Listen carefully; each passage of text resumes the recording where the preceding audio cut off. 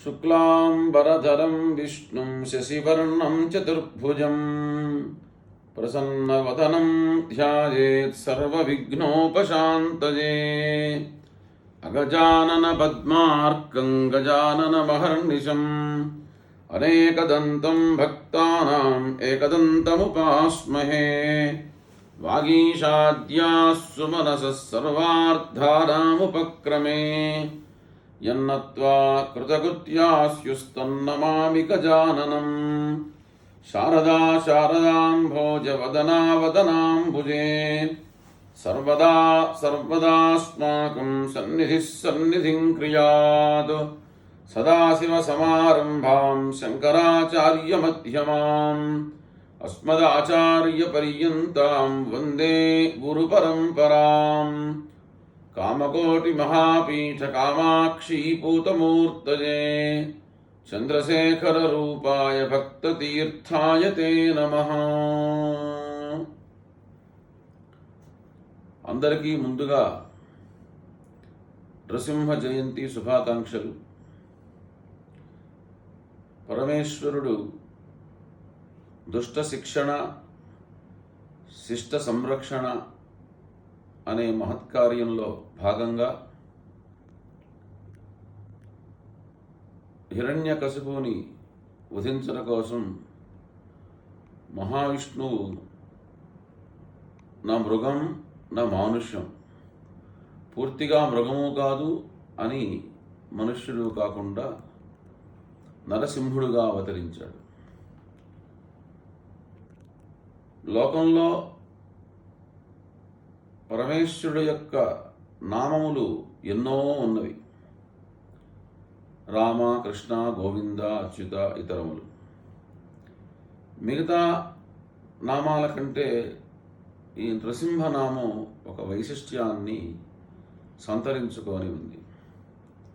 చూడండి, మీరు చక్కగా గనక నృసింహ నృసింహ నృసింహ అంటే ఆ లోపల ఉండేటువంటి సమస్తమైనటువంటి వికారాలు, కామక్రోధాది వికారాలన్నీ కూడాను బయటికి వెళ్ళిపోతాయి.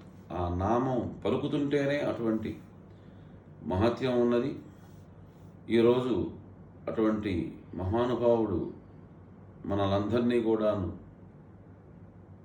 తరించడం కోసం, తరింప చేయటం కోసం, రక్షించడం కోసం, సమస్తమైనటువంటి గ్రహబాధలు, రోగబాధలు, రుణబాధలు, శత్రుబాధలు అన్నీ పోగొట్టడం కోసం పరమాత్మ ఆవిర్భవించిన శుభదినం. అందరూ కూడాను చేతనైనంత మేర ఉగ్రం వీరం మహావిష్ణుం జ్వలంతం సర్వతోముఖం నృసింహం భీషణం భద్రం మృత్యుం నమామ్యహం. ఈ శ్లోకాన్ని 1000 మారన్నా తగ్గకుండా అందరూ మీ ఇళ్లలో కూర్చొని ఆ నరసింహస్వామిని తలుచుకొని జపం చేసుకోండి. ఈ కరోనా బాధ నుంచి మనందరం కూడా విముక్తులం అవుతాము అని చెబుతూ మరొక్క మారు నరసింహస్వామి యొక్క ఆశీస్సులు అందరికీ ఉండుగా కానీ ఆ నరసింహస్వామిని ప్రార్థిస్తూ మనం కొద్ది రోజులుగా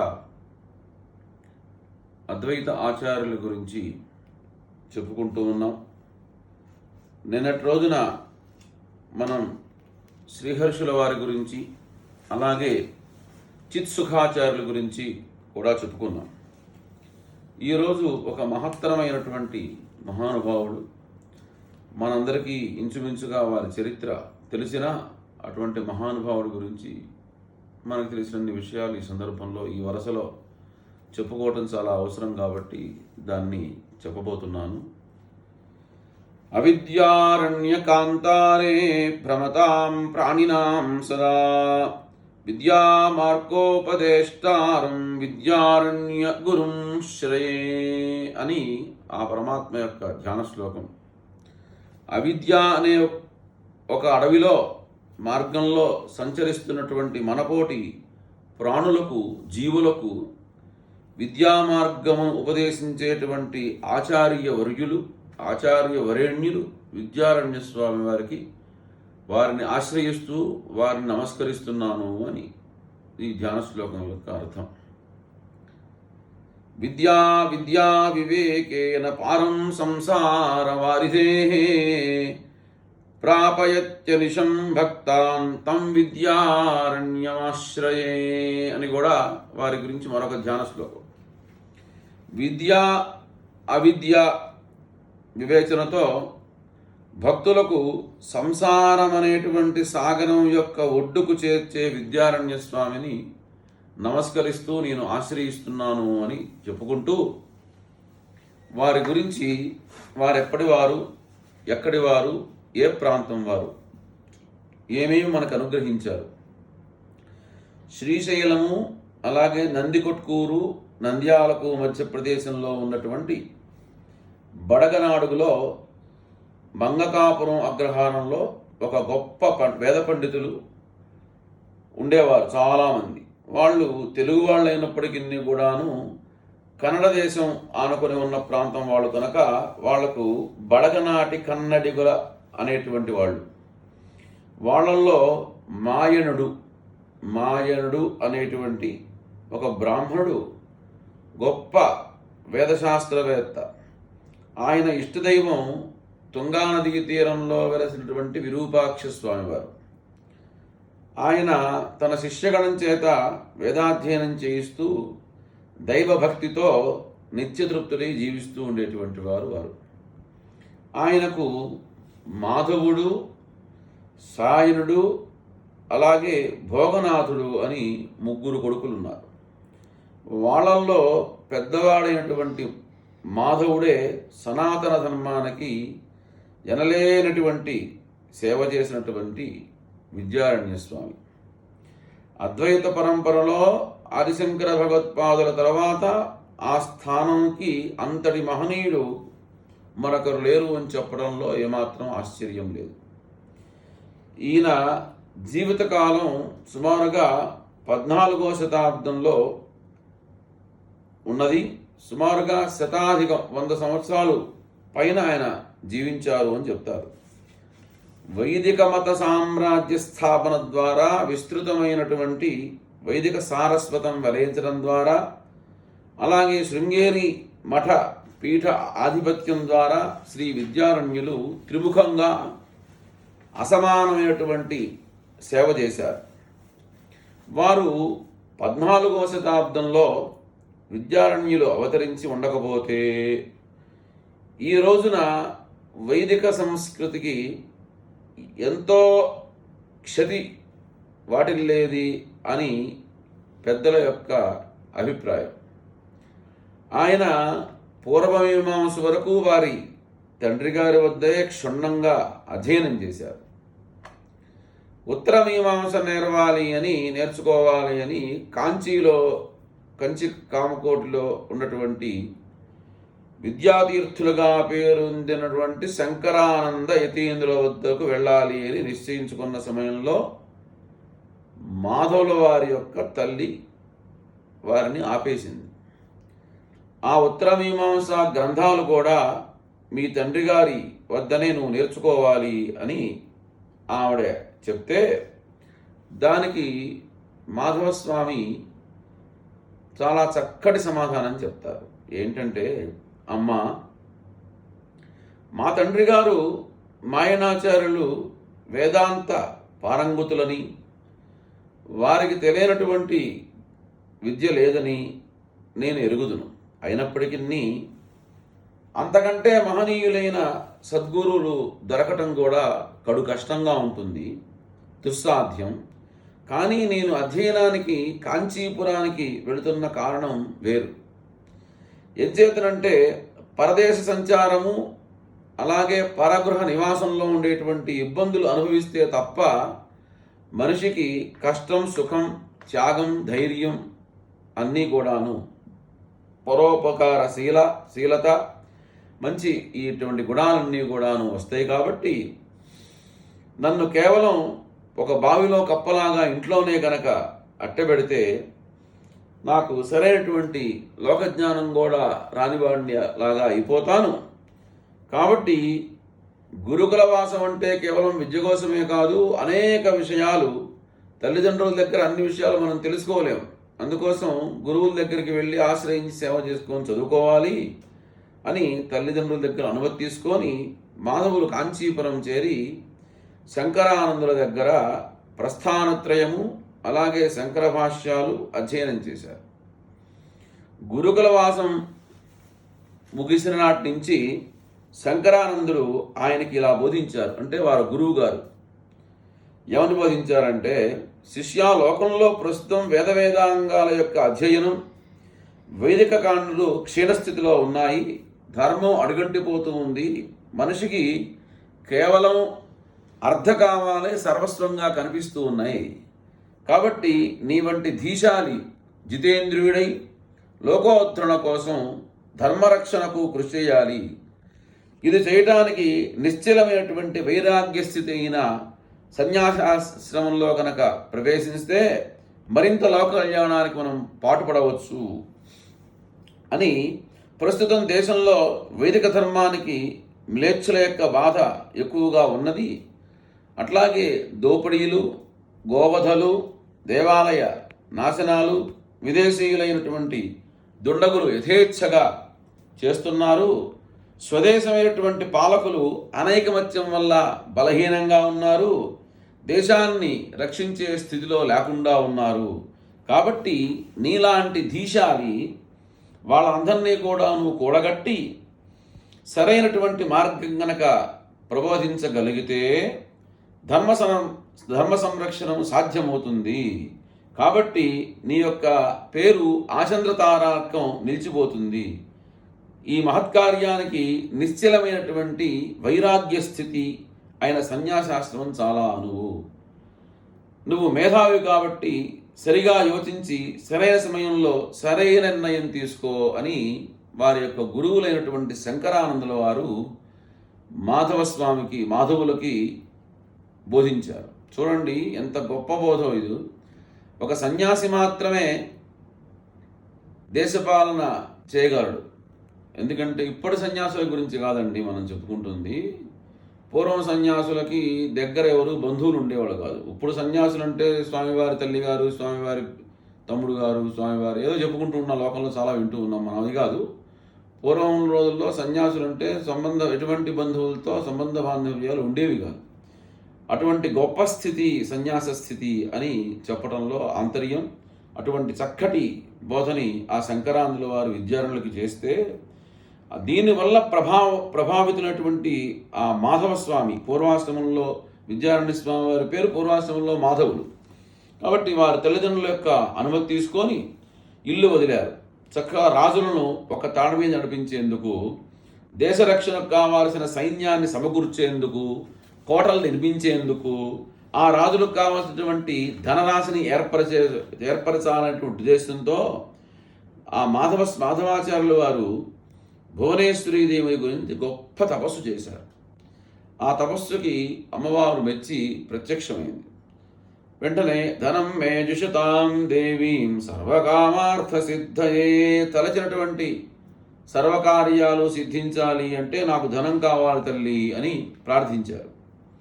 అప్పుడు అమ్మవారు చెప్తుంది ఆ మాధవాచార్యుల వారికి ఏమనంటే, మాధవ, నీకు ఈ జన్మలో ధన సంపత్తులు కలిగేటువంటి అవకాశం లేదు. అవి నేను కటాక్షించినా అవి నీకు ఉపయోగపడవు, నీ తోటి వారికి ఉపయోగపడతాయి అంది. తల్లి, నేను ధనాన్ని కోరుతున్నది నా కోసం కాదు, దేశ కళ్యాణం కోసం, దేశక్షేమం కోసమే. ఈ జన్మలో అవకాశం లేదంటే ఇప్పుడే నేను వెంటనే సన్యాసం తీసుకుంటాను, మళ్ళీ పునర్జన్మ ఎత్తుతాను. ఎప్పుడైతే ఒక ఆశ్రమాన్ని వదిలిపెట్టి ఇంకో ఆశ్రమాన్ని ఎత్తడం అంటే పునర్జన్మ ఎత్తడం లాంటిది. అంచేత బ్రాహ్మణులకు కూడా ద్విజ జన్మ అంటారు. ద్విజ మళ్ళీ పుట్టుట. అందుకోసం బ్రాహ్మడికి తస్మాత్ ద్వినామా బ్రాహ్మణోర్థుక. అతపూర్వం వాడు నేను రాకేషో బోకేషో పిలిచినా ఉపనయనం అయిపోయిన తర్వాత రాకేష్ శర్మ లేకపోతే గిరీష్ శర్మ, అట్లా శర్మ అనేటువంటి. అట్లాగే కొంతమందికి సంస్కారముల వల్ల మరొక పేర్లు వస్తాయి. ఉదాహరణకు సోమయాగం చేస్తే సోమయాజీ, పౌండరీక యాగం చేస్తే పౌండరీకయాజులు గారు, అలాగే చయనం చేస్తే ఫలానా చైన్లు గారు అని పిలుస్తూ ఉంటారు. కర్మ ద్వారా కొంత, ఎందుకంటే మనకు చూస్తూ ఉంటాం ఒక పోస్టులోకి వెళ్ళిన తర్వాత అప్పటిదాకా మనం వెంకట సుబ్బయ్య గారు కాస్త ఉన్నట్టు ఎమ్మెల్యే గారు అయిపోతారు. అట్లాగే ఇంకో ఆయన అప్పటిదాకా ఉన్నారు, మన మంత్రి గారండి బోధిస్తాం. అంటే ఆ పదవి వల్ల వాళ్ళకి ఆ పేరు వచ్చినట్టుగా ఆ కర్మ ద్వారా కొన్ని పేర్లు వస్తూ ఉంటాయి. అలాగే ఇక్కడ కూడా ఏంటంటే సన్యాసాశ్రమం పుచ్చుకుంటే మరొక జన్మ ఎత్తడం లాంటిది. కాబట్టి ఆ ప్రతిబంధకం అంతా పోతుంది, నాకు కావలసినటువంటి ధనం కటాక్షిస్తే సరిపోతుంది కదా అని అప్పటికప్పుడు ఆయన జన్యం వదిలేసేసి శృంగేరి పరంపరలో ఉన్నటువంటి స్వామివారి దగ్గరికి వెళ్ళి, కృష్ణ సరస్వతి ఆయన పేరు, వారి దగ్గర కృష్ణ భారతి స్వామివారి దగ్గరికి వెళ్ళి సన్యాసాశ్రమాన్ని స్వీకరించి చక్కగా అప్పుడు వచ్చి మళ్ళీ ఉపాసన చేసి అమ్మవారిని చక్కగా అమ్మవారికి అనుగ్రహాన్ని పొంది ఆవిడ మెచ్చి సంతోషించి ఆయనకి ఐశ్వర్యాన్ని కావాల్సినంత కనక వర్షం కురిపించేసింది ఆ భువనేశ్వరి అమ్మవారు, అనుగ్రహించింది. ఇక మాధవ స్వామి అక్కడి నుంచి చక్కగా వెళ్ళారు, అందరినీ విరూపాక్షాలయానికి వచ్చి శిష్య బృందానికి బోధనలన్నీ కూడాను చేస్తూ వేదాంత గ్రంథాలు వ్యాఖ్యానిస్తూ కొంతకాలం గడిపారు. ఒక రోజున విరూపాక్ష స్వామి దేవాలయంలో వారు ఉండగా ఒక మధ్యాహ్నం ముస్లిం సేనలన్నీ కూడా దండుగా వచ్చి ఆ విరూపాక్షాలయం మీద పడి దాడి చేస్తే విద్యారణ్యులు అట్లాగే ఆయన శిష్యులు కూడాను గుడి లోపలే ఉన్నారు. గుడి తలుపులు మూసి విరూపాక్ష స్వామిని ధ్యానిస్తూ ఉండిపోయారు. ఆ సమయంలో అక్కడికి ఒక ఇద్దరు వీరులు వచ్చారు. ఎవరైనా ఆ వీరులు అంటే హరిహరరాయలు, బుక్కరాయలు అని ఇద్దరు. వాళ్ళిద్దరూ కూడాను సోదరులు. వాళ్ళ యొక్క స్వస్థలం ఆనేగొంది అని అంటారు. వాళ్ళు క్షత్రియులు. వాళ్ళు మొట్టమొదట కాకతీయ రాజు అయినటువంటి ప్రతాపరుద్రుడి దగ్గర పనిచేసేవాళ్ళు. ప్రతాపరుద్రుడు ఢిల్లీ సుల్తానులకి బందీ అయిపోయి ఢిల్లీ వెళ్ళబోయే మార్గమధ్యంలో ఇక అక్కడికి వెళ్తే బందీ అయిపోతాం తురుష్కుల దగ్గర అని వారు చివరికి ఆ నర్మదా నదీ తీరంలోనే ఆత్మహత్య చేసుకున్నారు ప్రతాపరుద్రుడు. తర్వాత హరిహర బుక్కరాయులు ఇద్దరు సోదరులిద్దరూ కూడాను అలాగే కృష్ణా తుంగభద్రల మధ్యదేశంలో ఉండే కంపిలి రాజ్యం అనే రాజు కంపిలిరాయుడు అనేటువంటి ఆయన్ని ఆశ్రయించారు. కొంతకాలం తర్వాత ఆ కంపిలి దుర్గం కూడా ఢిల్లీ సుల్తానుల యొక్క కైవసం చేసుకున్నారు. ఆ సందర్భంలో ఆ హరిహరరాయులు అలాగే బుక్కరాయుడు ఇద్దరు కూడాను అట్లాగే అక్కడ ఉన్నటువంటి ఆ రాజు ముగ్గురు బద్దీలుగా ఢిల్లీ చేరారు. వారి అందరినీ కూడాను ఆ సుల్తాను చిత్రహింసలకి గురి చేశాడు. అందరినీ చంపేసే సందర్భం వస్తే ఆ సోదరుల తరఫున హరిహరరాయలు మాత్రం ఢిల్లీ సుల్తాన్ ఖైదులో బలవంతంగా మహమ్మదీయ మతం స్వీకరించి తన సోదరుల ప్రాణాలను కాపాడుకోవలసి వచ్చిందనమాట.